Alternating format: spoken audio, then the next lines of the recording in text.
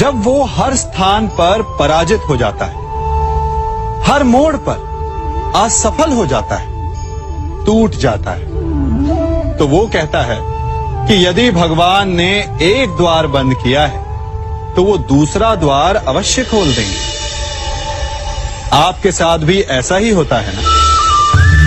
तो बताइए, यदि ये सत्य है तो ऐसा क्यों होता है कि कई लोग असफल होते हैं? कईयों को वो द्वार दिखाई ही नहीं देता। क्या भगवान आपके साथ छल कर रहे हैं? नहीं, भगवान आपके साथ छल नहीं करते। आपका मन है जो आपके साथ छल करता है। मन जिसमें मोह है। अब भगवान कहें या नियति, वो ना द्वार खोलती है ना द्वार बंद करती है, ऐसा हमारा मन समझता है। द्वार तो सदैव खुले होते हैं, परंतु असफल हो जाने के पश्चात मनुष्य उस बंद द्वार को देखता रहता है और इसी कारण वो अन्य द्वार को ना देख पाता है ना खोज पाता है। तो सफलता पाने का मूल मंत्र है मोह का त्याग, निरंतर परिश्रम।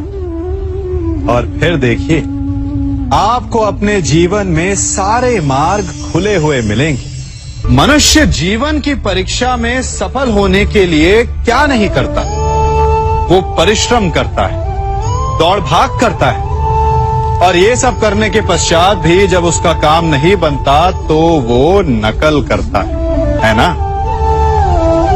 तनिक लौटिए अपने बचपन में, स्मरण कीजिए अपने बचपन की स्मृतियों का।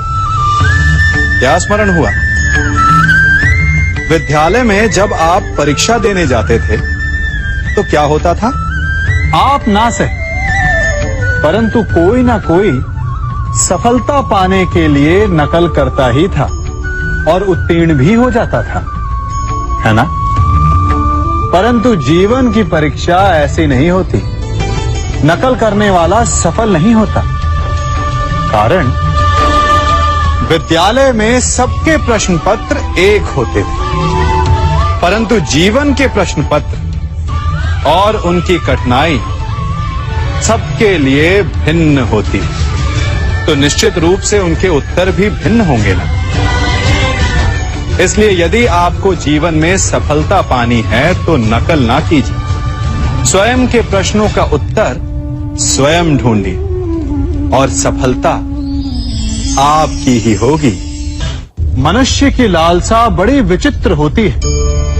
सफलता पाने के लिए वो अंधी दौड़ में भाग लेता है। जीवन का लक्ष्य पाने के लिए वो जीना छोड़ देता है। स्वयं को और अपने समय को ऐसे व्यय करता है जैसे कि वो अमर है, कभी मरेगा ही नहीं। और जब मृत्यु की घड़ी समीप आती है तब उसे आभास होता है कि वो वास्तव में कभी जिया ही नहीं। रक्त श्वेत बहाकर, अपना स्वास्थ्य बिगाड़कर असीमित धन कमाते हैं और फिर उसी बिगड़े स्वास्थ्य के उपचार के लिए उसी धन को पानी की भांति बहाते हैं और अंत में खाली हाथ रह जाते हैं। है ना विचित्र बात? तो किया क्या जाए? इस समस्या का हल क्या है? इस समस्या का हल है शांत। अपना मन शांत रखिए और अपने जीवन का हर क्षण ऐसे जियो जैसे कि आज आपका अंतिम दिन है। अपने जीवन में इतनी शांति से ज्ञान अर्जित करो जैसे कि आप अमर हो। मरना तो एक ना एक दिन सभी को है, परंतु इस विधि से आपका जीवन सरल, संपन्न और सफल हो जाएगा। कल मुझे व्यापार में बहुत हानि हुई, कहीं भविष्य में फिर से हानि तो नहीं होगी? मनुष्य भी अपने जीवन में विभिन्न प्रकार के चिंतन करता है। जो बीत गया उसके विषय में रोता है और आने वाले कल अपने भविष्य से भयभीत रहता है। क्या आप भी कहीं इसी प्रकार के चिंतन में डूबे तो नहीं रहते? तनिक सोचिए, जो बीत गया उसे बदला नहीं जा सकता, अर्थात उसके विषय में शोक मनाकर कोई लाभ नहीं। और जो आने वाला भविष्य है, जिसके विषय में कोई नहीं जानता कि कल क्या होने वाला है, उसके विषय में भी चिंता करने से कोई लाभ नहीं। यदि आपको वास्तव में जीवन जीना है तो आज, अभी में जी। यदि आपका आज संवर गया तो आपके अतीत में जो हानि हुई उसकी पूर्ति हो जाएगी और आपका आने वाला भविष्य भी संवर जाएगा। जीवन में कौन सी चोट सबसे घातक और भूखे पेट की पीड़ा, या निर्धनता की मार, या प्रेम में आघात, या शत्रु का प्रहार? नहीं, सबसे अधिक घातक और पीड़ादायी होता है विश्वासघात। और विचित्र बात यह कि जितनी हानि, जितनी पीड़ा, उसको कहीं अधिक हानि। कारण भले एक बार के लिए विश्वासघाती को क्षमा कर भी दिया जाए, दोबारा भूल कर भी उस पर कोई मूर्ख भी विश्वास नहीं करेगा। विचारिए, विश्वास जीवन की आस होती है और एक विश्वासघाती न केवल दूसरों के जीवन में, स्वयं के जीवन में भी विष का वास कर लेता है। जीवन में हम सबसे अधिक किससे बचकर रहते हैं? किससे चिढ़ते हैं? सोचिए। उत्तर मिल गया ना। हम उससे चिढ़ते हैं जो हमसे चिढ़ता है, जो हमारी निंदा करता है। हम उससे बचकर रहते हैं, दूर रहते हैं। हमें लगता है कि वो व्यक्ति हर स्थान पर हमें नीचा दिखाएगा, हमारा अपमान करवाएगा। परंतु तनिक सोचिए, क्या एक निंदक से दूर रहना उचित है? नहीं। एक निंदक के जितना समीप रहो उतना ही श्रेयस्कर है। हमारे मित्र हमारी कमियों को छिपाते हैं, हमारी भूलों को, परंतु एक निंदक हमारी कमियां हमारे समक्ष लाता है, हमें हमारे वास्तविक रूप से अवगत करवाता है। अपनी कमियों को समझकर हम उन्हें सुधार सकते हैं, अपने व्यक्तित्व को संवार सकते हैं। इसलिए निंदक के लिए अपने मन में बैर नहीं, सम्मान और धन्यवाद का भाव होना चाहिए।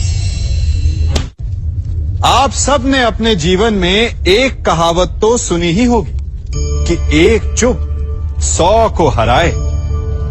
सुनी है ना?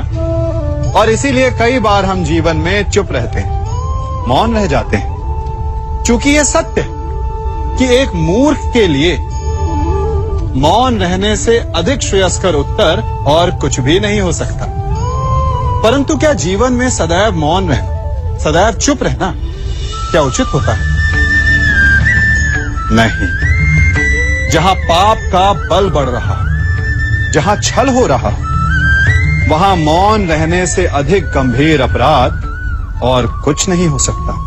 मौन रहकर कदाचित आप समस्या से बच जाएं, परंतु आप संसार को समस्याओं में उलझा देते हैं। इतिहास साक्षी है कि पापियों के उद्दंडता ने संसार को इतनी हानि नहीं पहुंचाई जितना कि सज्जनों के मौन ने पहुंचाई। यदि कोई मूर्ख बोल रहा है तो मौन रहना उचित है, परंतु यदि कहीं अपराध हो रहा है, छल हो रहा है, तो उठिए और विरोध कीजिए, क्योंकि आप भले ही न से, परंतु आपकी आने वाली पीढ़ी इस पाप के दंड को अवश्य सहेगी। अपने जीवन में आप कितने मित्रों से मिलते होंगे, कितनों को आप स्वयं जानते होंगे, कितनों का आप शुभ चाहते होंगे और कितने आपका शुभ चाहते होंगे, और कितने ऐसे भी होते हैं कि आपके समक्ष आते, आपसे मिलते ही वो अपने जीवन का दुखड़ा गाने लगते हैं। कि उनका कोई कार्य ही नहीं बनता। वो क्या करें? कार्य प्रारंभ होने से पूर्व ही कठिनाइयां आ जाती। कठिनाइयों के कारण वो आगे नहीं बढ़ पाते। क्या आपको पता है ऐसे लोगों की वास्तविक समस्या क्या होती है? क्या उनकी समस्या मार्ग में खड़ी बाधाएं हैं या वो कठिनाइयां जो उनके कार्य को कभी संपन्न ही नहीं होने देती? सत्य तो यह है कि वास्तव में ऐसे लोग अपना कार्य कभी प्रारंभ ही नहीं करते। आधे मार्ग से उल्टा लौट जाने से अधिक बुरा यह है कि अपना कार्य कभी प्रारंभ ही ना कर। तनिक कार्य तो प्रारंभ करके देखिए, विश्वास कीजिए आप कभी खाली हाथ नहीं होंगे।